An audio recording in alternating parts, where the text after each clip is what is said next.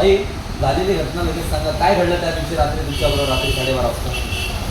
11:45 वाजता माझा मुलगा कामावरून आला व त्याला मारायला म्हणून माझा मुलगा घरात घुसला व सगळे गुंड मिळून माझ्या मुलाला खूप मारलं व मला मारला, माझा अत्याचार केला, माझ्या घराचं वाटोळं केलं. मी आज किती दिवस झाला बिगर दरवाजाची राहते. तुम्ही माझ्यावर अन्याय खूप झाला. तुम्ही माझ्याकडे बघा. मी कुणाकडे न्याय मागायला जाऊ? मी न्याय कुणाला मागू? तुम्ही सगळे येऊन माझ्याकडे, तुम्ही सगळ्यांनी माझ्या मुलाला, माझ्या म्हातारीची काठी एकच आहे. माझ्याकडे त्याला भाऊ नाही, वडील नाही, बहीण नाही, कुणी नाही. माझ्यावर खूप अन्याय झालेला आहे.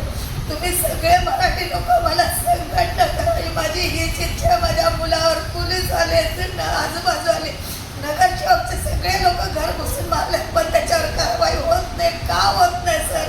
बिनधास्ती करून खातात. आम्ही उपाशीपणाचं त्यांनी करून खायचं का? त्यांच्या रोडवर गाड्या चालतात. जी मराठी माणूस दिसतं त्याला मारायचं, गाडी जरी उभा केली तर. याच्या सगळ्यात ती दुसरी वेळा पोराला मारायची. आम्ही रात्री रात्री सांगायला जातो तर आमची कोणी धाय घेत नाही. का आम्ही गरीबावर अन्याय करता? तुम्ही सांगा आम्हाला. आमच्यावर कोण नाही म्हणून कशासाठी करायचं आम्ही सांगा.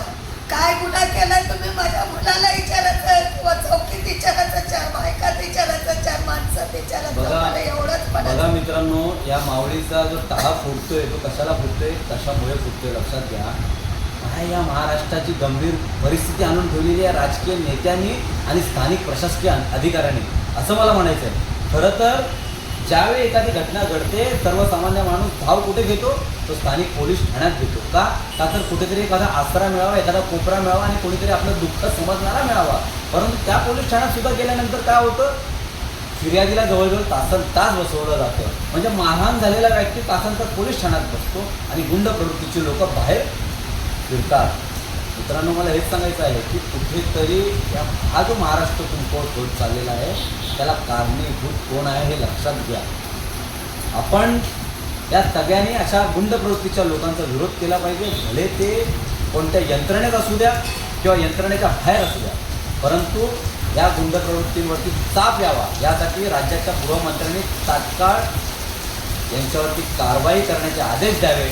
भले ते नगरसेवक असावेत किंवा ते कोणते सामाजिक कार्यकर्ते असावेत, परंतु अशा लोकांवरती तर सर्वसामान्य माणसांना अशा मावळींचा ताव फोडण्यासाठी भाग पाडेल अशा लोकांवरती तर कारवाई झालीच पाहिजे. महाराष्ट्राच्या गृहमंत्र्यांना मी सांगू इच्छितो की परराज्यातून आलेली जी मंडळी आहे जी सातत्याने गुन्हेगार करत आहे आणि अशा सर्वसामान्य महाराष्ट्रातल्या स्थानिक गोरगरीब कुटुंबांना जी धमकावत आहेत, मारहाण करत आहेत, यांच्यावरती आळा बसवण्यासाठी स्थलांतरित कायदा लागू करा हे सातत्याने आम्ही मराठी एकीकरण समितीच्या माध्यमातून मागणी करतोय.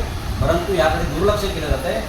आजही हीच परिस्थिती आहे. कांदिवलीसारख्या ठिकाणी बघू शकता तुम्ही कशा पद्धतीने या कुटुंबाला मारहाण केलेली आहे. अक्षरशः तुम्हाला मी दाखवतो या फोटोमध्ये. ही या मुलाची आई आहे, तिचा अक्षरशः हात फ्रॅक्चर केलेला आहे. आणि ही सर्व प्रकरण झाल्यानंतर ज्यावेळी आपण दाद मागण्यासाठी, मदतीसाठी ज्यावेळी स्थानिक पोलीस ठाण्यात जातो त्यावेळी ह्याला जवळजवळ तासनतास त्या पोलीस ठाण्यात बसवलं जातं. वरिष्ठांकडून कोणती हालचाल होत नाही. ज्यावेळी त्याची आई काही सामाजिक कार्यकर्त्यांना घेऊन ज्यावेळी डिसिप्लिनकडे जाते त्यावेळी त्यांच्यावरती कारवाई करा म्हणून असे आदेश येतात. म्हणजे विचार करा, ही गुंड प्रवृत्तीची लोक ही कोणालाच जुमानत नाही, ना पोलिसांना जुमानत ना कायद्याला जुमानत.